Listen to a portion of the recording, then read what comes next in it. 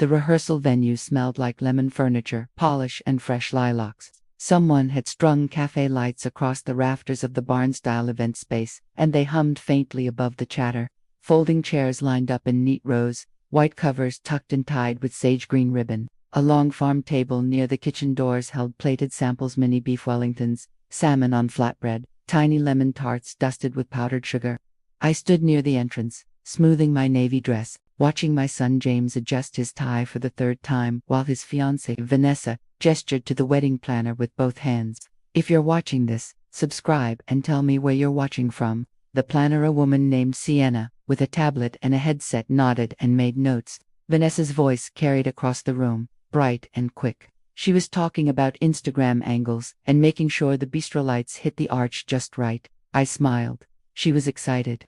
I understood that. Then Sienna walked toward me, holding a lanyard. White plastic badge holder, black cord. She stopped 3 feet away and extended it. Here you go, she said, not unkindly. Just so the vendors know who's who tonight. I looked down. The badge read staff in block letters. Behind her, Vanessa glanced over, saw the lanyard in my hand, and turned back to the florist without a word. No correction, no laugh to soften it, just a turn. The room didn't gasp. No one stopped talking. But I felt the shift, the way you feel a door close in another part of the house. I held the lanyard by the cord, let it dangle, and set it on the nearest chair. I'm James's mother, I said quietly. Sienna blinked. Oh, sorry, I thought someone said you were helping with setup. I was carrying a box, I said. From my car. She nodded, already looking past me toward the next task.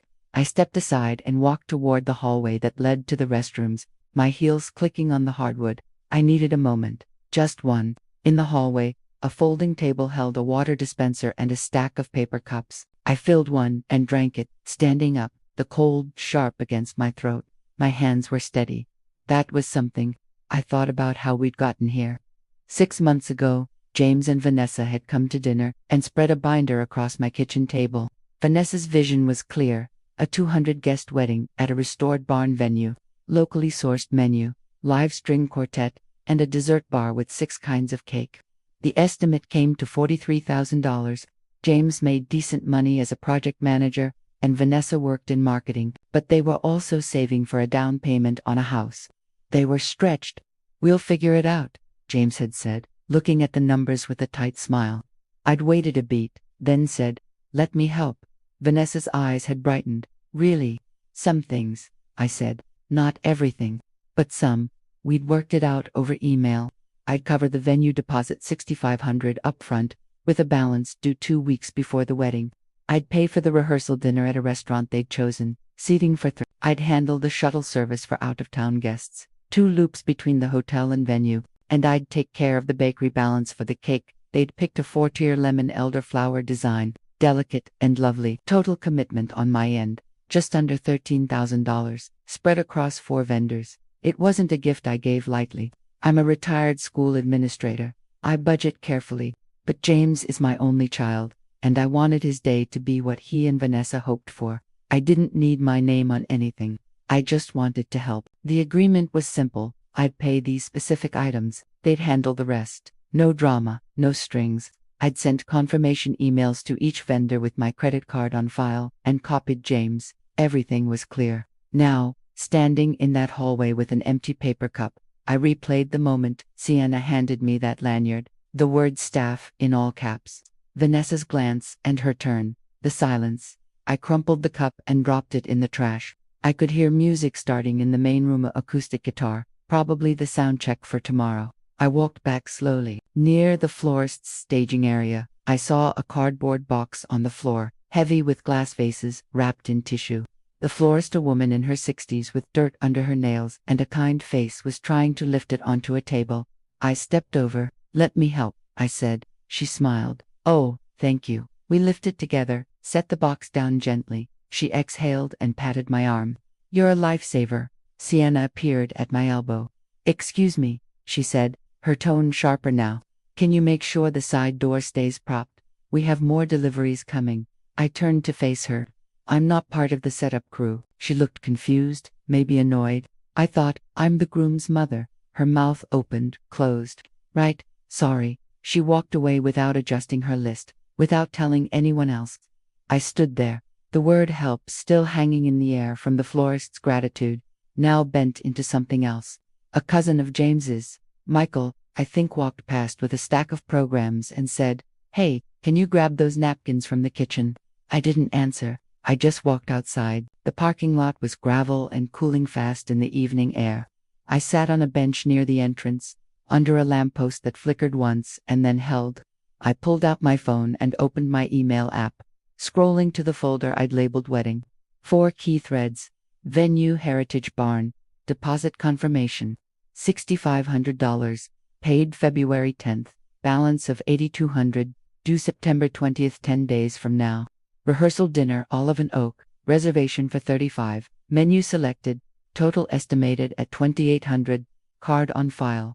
Final count, due 3 days prior. Shuttle service, Riverbend Transit. 2 loops, 12 passengers each. Confirmed for September 28. Total $490. Paid in full. Bakery suite, Laurel. 4-tier cake, lemon, elderflower. Balance of $1,100 due at pickup on September 27th. I'd also saved a simple text file on my phone. Planned out-of-pocket total, $12,490. I read each line twice. These weren't just receipts. They were commitments I'd made because I loved my son and believed in supporting his choices. But commitments require respect, and roles require clarity. I wasn't staff. I wasn't help. I was the mother of the groom, and I'd chosen to contribute financially to this wedding because I wanted to, not because I owed anyone anything. I looked at the contracts. The venue deposit was non-refundable, but the balance was undue for 10 more days. I could remove my card and let them reissue the invoice. The rehearsal dinner could be cancelled with 72 hours notice for a partial refund. The shuttle could be reduced or cancelled with 5 business days notice. The bakery balance hadn't been paid yet. I could simply not pay it. I sat there, breathing slowly, feeling the cool air on my neck. I wasn't angry. I was clear. I opened a new email. I composed carefully, keeping my tone polite and professional. Good evening. I am writing regarding the wedding of James Harrington and Vanessa Chen, scheduled due to a change in circumstances. I am respectfully withdrawing my financial responsibility for the venue balance. Please remove my credit card from the account and reissue the final invoice directly to James Harrington and Vanessa Chen. I have copied them on this email. The deposit was non-refundable and may remain applied to the event. Thank you for your professionalism. I wrote similar emails to the shuttle company and the bakery, each one calm and clear. The shuttle company's cancellation policy allowed a 50% refund with 5 days' notice. I requested it and asked them to coordinate directly with the couple going forward. For the bakery, I simply informed them I would not be covering the balance and provided James's contact information. The rehearsal dinner was trickier. I'd reserved it, and it was happening tomorrow night, but the reservation was in my name, and I was hosting Ita as a guest, as a mother, not as a sponsor of the entire wedding. I decided to leave that one alone for now, and address it in person. Within minutes, my phone buzzed.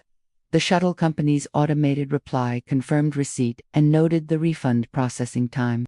The bakery sent a 1-line response, noted, invoice updated and sent to couple. I looked up. Through the glass doors of the venue, I could see people moving around, gesturing, laughing.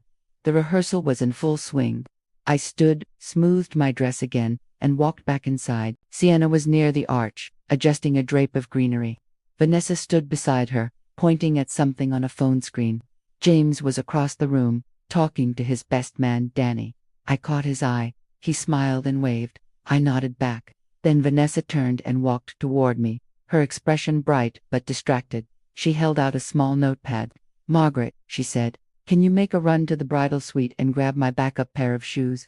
They're in the pink bag, second closet. And on your way back, can you check if the caterer needs more ice?" She said it the way you'd ask an assistant. Not unkind, but automatic. I looked at the notepad. She'd already written the tasks down. "I'm not staff, Vanessa," I said quietly. Her smile faltered. I'm not staff. I'm James's mother. I'm a guest at this wedding." She blinked. Around us a few people glanced over. Sienna's head turned slightly. "I didn't mean," Vanessa started.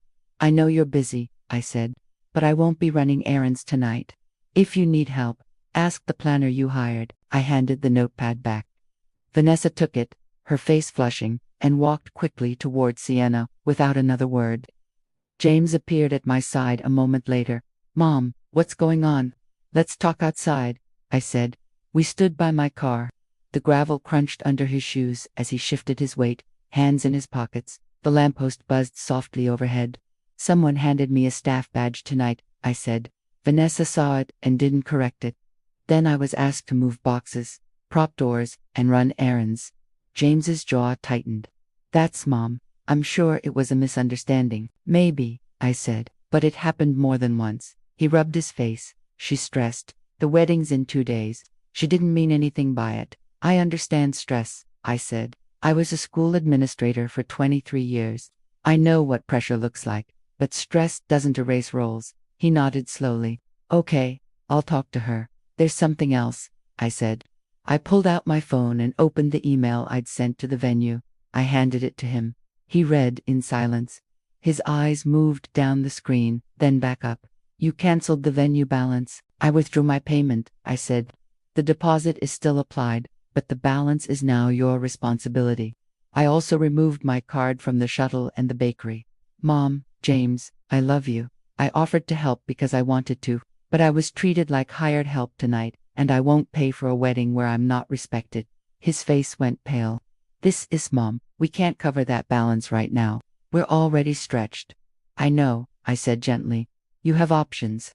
You can pay it yourselves. You can scale the event, or you can talk to Vanessa's family.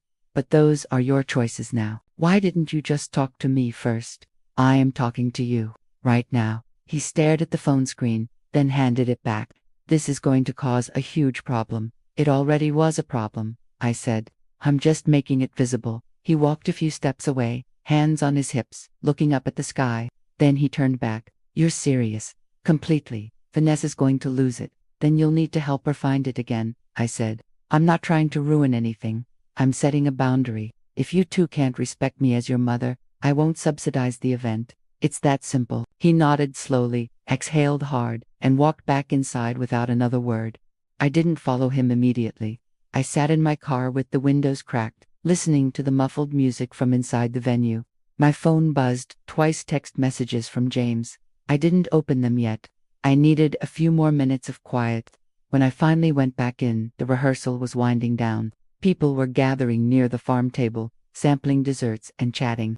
Vanessa stood by the arch, talking to her maid of honor, arms crossed. James was near the door, phone in hand, texting someone. Sienna moved through the room with her tablet, checking things off.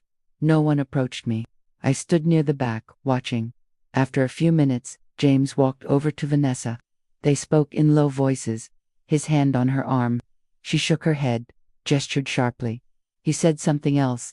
She looked at me across the room, her expression unreadable, then turned and walked toward the bridal suite hallway. James came over. She's upset. I imagine so, I said. She says you're overreacting. I'm reacting proportionally, I said. I was labeled staff. I corrected it by removing my financial staff level obligations. He almost smiled, then caught himself. That's Mom, that's cold. It's clear, I said. There's a difference. The planner just pulled up the vendor portal. He said, the venue balance shows your card removed. The bakery invoice got forwarded to Vanessa's email. She's freaking out. Then she need to make a plan, I said. You both will. Can we please can we talk about this tomorrow, after everyone calms down? Of course, I said. I'll be at the rehearsal dinner. As a guest. His eyes widened. You're still doing the dinner. I'm hosting it, I said. It's in my name. I reserved it, and I invited the people I wanted to celebrate with. That hasn't changed, but I'm hosting it as your mother, not as a sponsor of your wedding.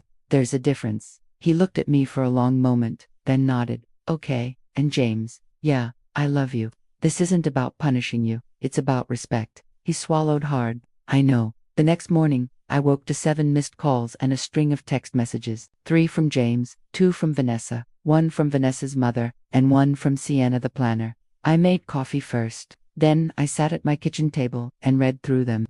James, Mom, Vanessa's really upset. Can we meet this morning? The venue called. They need the balance by Friday, or they'll release the date. Please call me. I talked to Dad. He said you're within your rights, but this is going to blow up the whole wedding. Please. I hadn't spoken to my ex-husband in 3 years, and the fact that James had called him told me how serious this had become. Vanessa, Margaret, I'm sorry about last night. I didn't mean to make you feel like a staff. Can we please talk? I don't understand why you're doing this 2 days before our wedding. Vanessa's mother, Margaret, I think there's been a misunderstanding. Let's all sit down and work this out. Sienna. Hi Margaret, I need to confirm who is responsible for the outstanding vendor balances. Please call me at your earliest convenience. I finished my coffee, showered, and got dressed. Then I called James. Mom, thank God, he said. His voice was raw. Let's meet, I said. Just you and me. 30 minutes. The coffee shop on Maple. Vanessa wants to come. Just you, I said. For now, he agreed. The coffee shop was quiet mid-morning. A few people working on laptops, jazz playing low over the speakers. James was already there, sitting at a corner table with 2 cups in front of him. He'd ordered my usual black coffee, no sugar. That small kindness almost undid me. I sat down. Thank you, Mom. I need you to undo the emails. I can't, I said.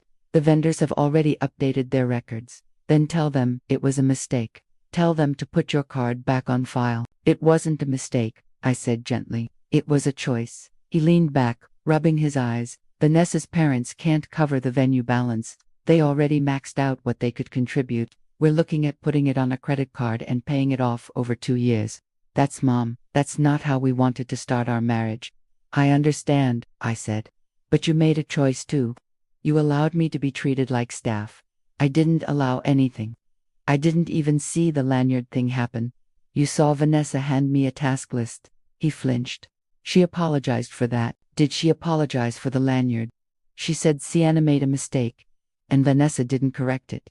He was quiet. James, I said, leaning forward, I'm not trying to hurt you, but I need you to understand something. I offered to help because I love you, and I wanted to support your marriage.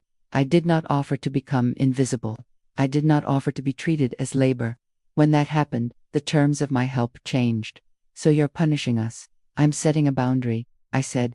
If you can't see the difference, we have a bigger problem. He stared into his coffee. What do you want? I want to be treated as your mother. I want Vanessa to speak to me with the respect she'd show any other guest. I want clarity about roles. She's stressed, I know. You've said that. Stress is real, but it's not an excuse. He nodded slowly. Okay, what if she apologizes? Really apologizes? And we make it clear to everyone that you're not staff, you're family. Will you put your card back? I considered that. An apology is a start, but the financial piece is separate. I withdrew my payment because the dynamic became unclear. If we're going to reset, we need a real conversation about expectations, not just for the wedding, but going forward. Going forward. James, you're getting married. Vanessa is joining our family. We need to figure out how we talk to each other, how we make decisions, how we handle conflict. This isn't just about one bad night. He took a breath. You're right. I know I am, I said gently. I've been a mother longer than you've been a son. He almost laughed. Okay, can we meet all of us? You, me, Vanessa, this afternoon? Yes, I said, but not at the venue, somewhere neutral, my apartment. That works. At 2 o'clock, I parked outside the small duplex James and Vanessa rented in a neighborhood of old oaks and tidy lawns. Vanessa's car was already there. I walked up the steps and knocked. James opened the door. Thanks for coming. Inside, Vanessa sat on the couch, hands folded in her lap. Her eyes were red. She looked up when I entered but didn't stand. Hi, Margaret, she said quietly. Vanessa. James gestured to the chair across from the couch. I sat. He stayed standing, halfway between us, like a mediator. Vanessa wants to say something, James said. She nodded, took a breath. I'm sorry. I didn't mean to make you feel like you weren't important. The lanyard thing was Sienna's idea, and I should have corrected it right away. I didn't. That was wrong. Her voice wavered. And asking you to run errands, I wasn't thinking. I was just trying to get everything done, and I'm sorry. I waited. She looked at James, then back at me. I appreciate that, I said. Thank you. Can we fix this? She asked. Can you put your card back on the accounts? Not yet, I said. Her face fell. Why not? Because an apology is a start, but we need to rebuild some trust. And we need to talk about what happens next. What do you mean? I pulled a folded piece of paper from my purse. I handed it to Vanessa. She read it, her lips moving slightly, then looked up. I didn't know you were paying for all of this, she said. I told James, I said. He knew. I assumed he'd told you. James shifted his weight. I did tell her. We didn't realize how much. Vanessa's eyes filled. I thought you were just helping with the deposit. I was helping with 4 things, I said. The venue balance, the rehearsal dinner, the shuttle, and the bakery. Those were my commitments. But when I was treated like I was part of the vendor team, I reconsidered. I didn't mean it that way, she said again. I believe you, I said. But intent and impact are different. The impact was that I felt invisible. So I made my presence and my absence visible. James sat down on the arm of the couch. Mom, what do we do now? You have choices, I said. You can cover the balances yourselves. You can ask Vanessa's family to help more. You can scale the wedding, smaller guest list, simpler menu, fewer extras, or you can ask me to reconsider. But that comes with conditions. Conditions. Vanessa's voice was tight. Respect, I said simply. I need to be treated as family, not as staff. That means no more task lists handed to me, no more assumptions that I'm there to serve. It means when decisions are made about the wedding, you communicate with me if my money is involved. And it means going forward, after the wedding, we figure out a respectful way to be in each other's lives. Vanessa wiped her eyes. I can do that, can you? I asked, not unkindly, because I need to see it, not just hear it. She nodded. What do you want me to do? Apologize to Sienna and tell her clearly that I'm family, not staff. Send an email to the bridal party, clarifying roles. And talk to me like you'd talk to James's mother. Not like I'm a task on your checklist. Okay, she said. I'll do that. I looked at James. And you need to back me up. If something like this happens again, you step in. You don't wait for me to handle it alone. I will, he said. I should have done that already. Yes, I said. You should have. We sat in silence for a moment. Then Vanessa said, if you put your card back, will you still come to the wedding? I'm coming to the wedding no matter what, I said. I'm James's mother, but whether I help financially depends on whether I trust that this won't happen again. It won't, she said quickly. I promise. I studied her face. She looked young and scared and sorry. I thought about the months of planning, the excitement, the dreams they'd built. I thought about the venue deposit I couldn't get back and the rehearsal dinner I'd already committed to hosting. And I thought about the fact that, despite everything, I still wanted them to have a good wedding. All right, I said slowly. Here's what I'll do. I'll cover the rehearsal dinner tonight as planned. I'll reinstate the shuttle payment. But the venue balance and the bakery, you two need to handle those. James's face fell. Mom, we can't. You can, I said. You can pay it over time, or you can scale. But those 2 items are yours now. I'll help with what I said I'd help with, minus the big ticket items, because you need to have some skin in the game. You need to feel the weight of this. Vanessa looked at James, he looked at me, then he nodded. Okay, we'll figure it out. Good, I said. And Vanessa, I need that email to the bridal party today, before the rehearsal dinner. I'll send it now, she said. She pulled out her phone and started typing, her thumbs moving fast. A minute later, she turned the screen toward me. The email read, Hi everyone. Quick note, Margaret Harrington is James's mother, and an honored guest at our wedding. Please make sure she's treated as family, not as part of the vendor or setup team. Thanks for understanding. V, send it, I said. She did. A moment later, my own phone buzzed with the group message. I saw names, I recognized bridesmaids, groomsmen, a few cousins. Thank you, I said. I stood. I'll see you both tonight. James walked me to the door. Mom, thank you for giving us another chance. You're my son, I said. I'm always going to give you a chance, but I'm also always going to expect respect. He hugged me, hard and quick. I love you. I love you too, I said. The rehearsal dinner was at Olive and Oak, a warm, brick-walled restaurant with soft lighting and a menu that leaned Italian. I'd reserved a private room for 35, and by 6:30, it was full. James's side of the family, Vanessa's parents and siblings, the bridal party, a few close friends. I stood near the door as people arrived, greeting them, accepting hugs and congratulations. Vanessa came in with her mother and made a point of walking straight to me. Margaret, she said, thank you for hosting this. You're welcome, I said. I'm glad we could all be here. She smiled. tentative but real, and moved on to greet others. James gave a short toast before dinner, something about gratitude and family and new beginnings. He caught my eye when he said family, and I nodded. Vanessa's father toasted next, welcomed James warmly, and thanked me by name for organizing the evening. People clapped. We ate herbed chicken and roasted vegetables, passed bread baskets, laughed at old stories.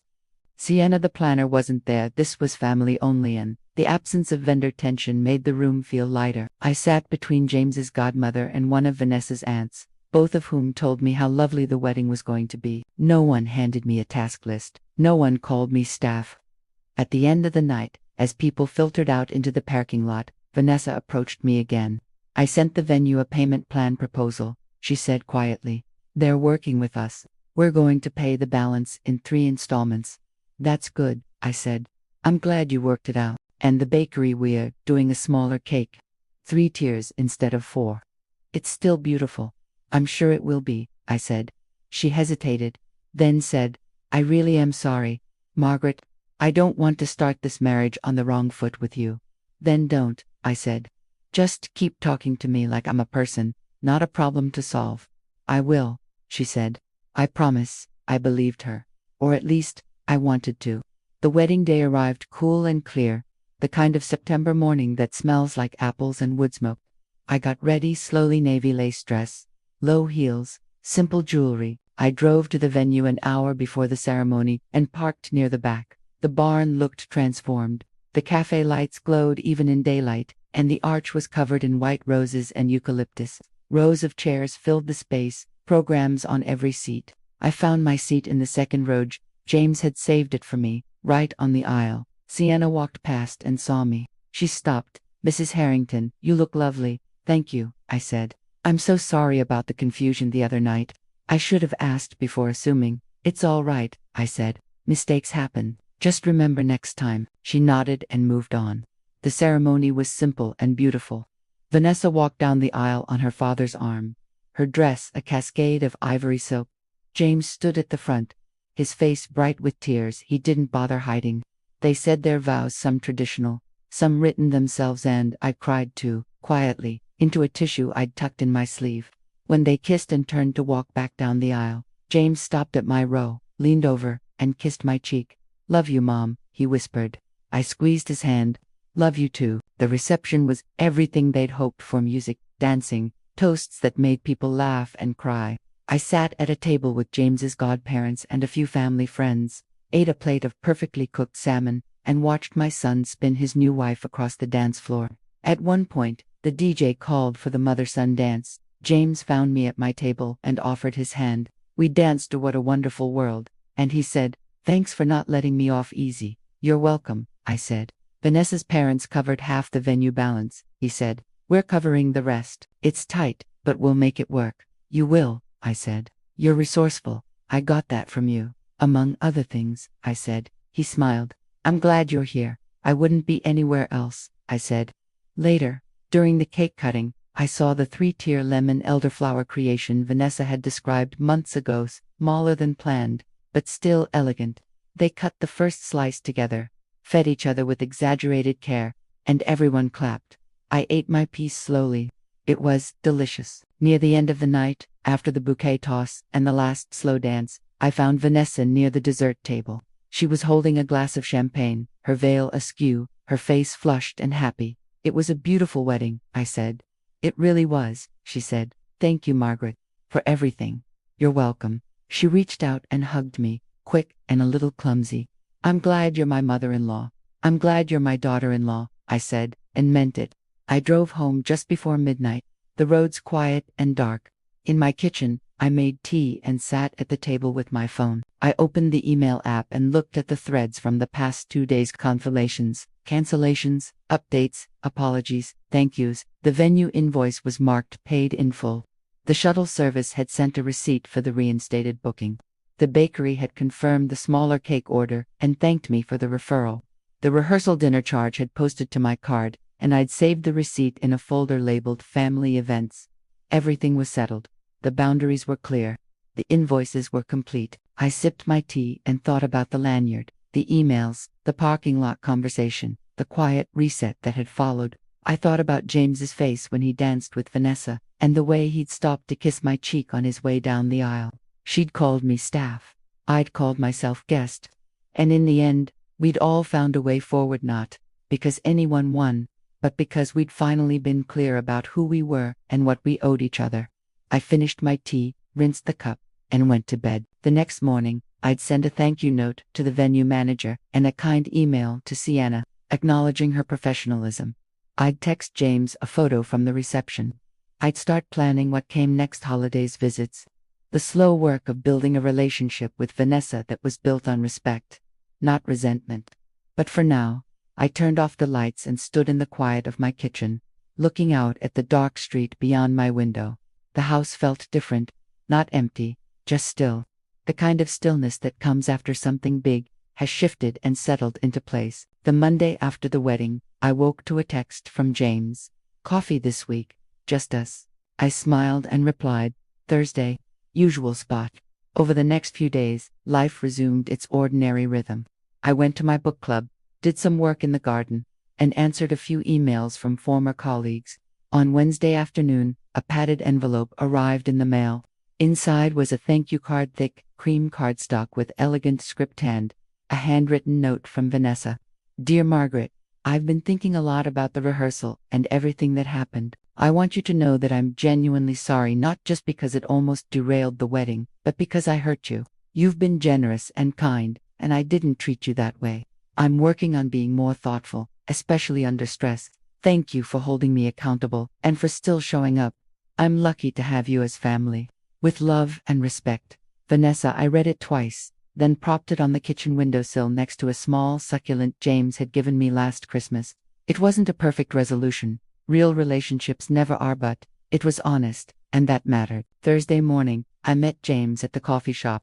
He looked rested, the tight edge of wedding stress finally gone from his face. He'd already ordered my coffee. "So," he said as I sat down, "married life. How is it?" "Good, weird. We're still finding our rhythm." He smiled. "Vanessa's been different since the wedding. More aware, I guess. She checks in more. Asks how I'm feeling about stuff. That's good. She asked me yesterday if we should have you over for dinner, not because she feels obligated, but because she actually wants to." "I'd like that," I said. "Yeah." He looked relieved. "Yeah, give it a few weeks though. Let you two settle in first." He nodded, took a sip of his coffee.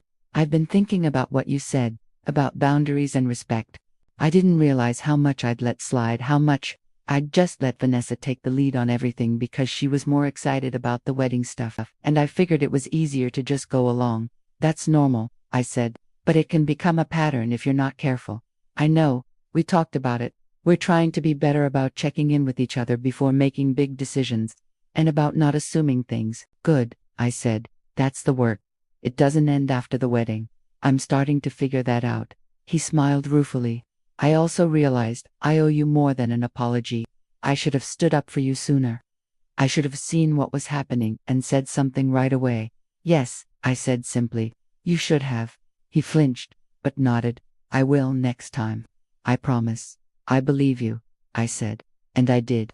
We talked for another hour about the honeymoon they were planning for December, about his job, about a documentary I'd watched.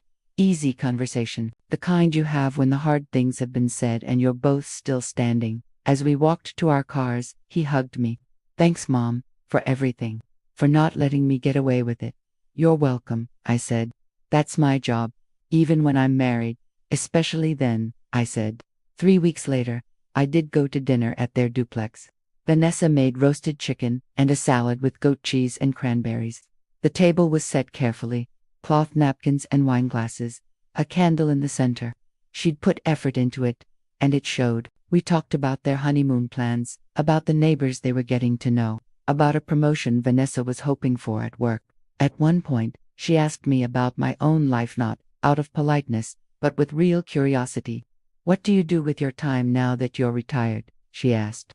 "I feel like we never talk about that." "I read a lot," I said. "I volunteer at the library on Tuesdays. I'm on the board for a local literacy nonprofit.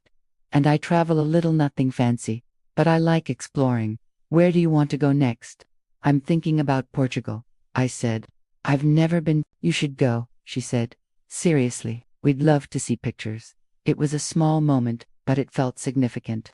She was seeing me not as an obstacle or a checkbook, but as a person with a life of my own. After dinner, James walked me to my car. The air was crisp, November settling in with bare trees and early darkness. "She's trying," he said. "I can see that. Are we okay? You and me?" I turned to face him. "We're okay. We're better than okay. You're learning, and I'm proud of you." His eyes got bright.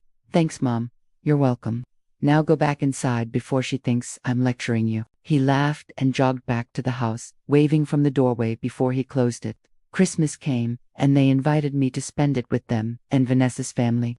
I brought pie and sat at a table full of noise and laughter and the particular chaos of blended families finding their footing. Vanessa's mother cornered me in the kitchen at one point and said, "I heard there was some drama before the wedding." "A little," I said carefully. "Well, whatever you said to Vanessa, it worked. She's been different, more thoughtful. She's a good person," I said. "She just needed a reminder about what matters." "We all do sometimes," Vanessa's mother said, and clinked her glass against mine. Later, Vanessa gave me a small wrapped box. Inside was a silver picture frame with a photo from the wedding, James and me during the mother-son dance. Both of us smiling. "I thought you'd like this," she said, "for your mantle or wherever." "It's perfect," I said, and it was. New Year's came and went. On a cold January afternoon, I got an email from the venue manager at Heritage Barn. "Dear Margaret, I wanted to reach out and thank you for your professionalism during the Harrington Chun wedding process. We appreciated your clear communication and your willingness to work through the payment adjustments. It's not always easy when family finances are involved, and you handled everything with grace. We'd love to have you back for any future events. Please consider us if you ever need a venue for a celebration. Warm regards, Cynthia Morales, Event Manager, Heritage Barn." I saved the email in a folder labeled "Boundaries Done Right" and allowed myself a small, private smile. That spring, James called to tell me Vanessa was pregnant. I cried on the phone, and he cried too, and we made plans for me to come over the following weekend to celebrate. When I arrived, Vanessa opened the door with a tentative smile. "Grandma, Margaret," she said. "Not yet," I said, laughing, "but soon." She hugged me, and this time it didn't feel performative. It felt real. We sat on their couch, and she showed me the ultrasound, pictures a small blur that would become a person. James sat between us, one hand on her knee, the other reaching for mine. "We want you involved," he said, "with the baby. As much as you want to be." "I'd like that," I said. "And we'll do better this time," Vanessa added quickly, "about communication, about boundaries, about not taking you for granted." "I know you will," I said, "because now you know what happens when you don't." She laughed, a little nervously, and then more genuinely. "Yeah, I really do. Looking back now, I can see the wedding for what it was, not a disaster, not a triumph, but a turning point. A moment when everyone involved had to decide what kind of family we were going to be." I made a choice that night in the parking lot, sitting on a bench under a flickering lamppost. I chose clarity over silence. I chose boundaries over resentment. I chose to show them, calmly and without cruelty, that respect isn't optional. It wasn't easy. It cost something, money, yes, but also the fantasy of a conflict-free celebration. But what I got in return was worth infinitely more. A relationship with my son and daughter-in-law, built on honesty, not assumptions, a foundation we could build on. The invoices are long since paid. The venue has hosted a dozen other weddings. The cafe lights have been strung and taken down and strung again. But the lesson remains. She called me staff. My emails called me guest. And in the space between those two words, we found a way to be family. I keep that picture frame on my mantle now, the one Vanessa gave me at Christmas. Next to it is a new photo, one from the baby shower they threw last month, all of us gathered around Vanessa's growing belly, smiling at the camera. In the photo, I'm standing next to her, my hand resting lightly on her shoulder. She's leaning into me just slightly, her face relaxed and genuinely happy. Someone who didn't know the whole story might look at that picture and see nothing unusual, just a mother-in-law and daughter-in-law at a baby shower, celebrating the next generation. But I know what it took to get there. I know about the lanyard, the emails, the parking lot decision, the careful rebuilding. I know that respect, once broken, has to be earned back, piece by piece. And I know that sometimes the most loving thing you can do is draw a line and hold it. The baby is due in June. James has already asked if I'll be in the delivery room. Vanessa added, without prompting, that she'd like me there if I'm comfortable with it. I said yes, because that's what family does. We show up, we hold boundaries, we extend grace, and we keep building, one honest conversation at a time. The wedding was just the beginning. If you're still here, thanks for listening. I've lined up 2 audience favorites on the end screen. Let them surprise you. Thanks for spending this time with me.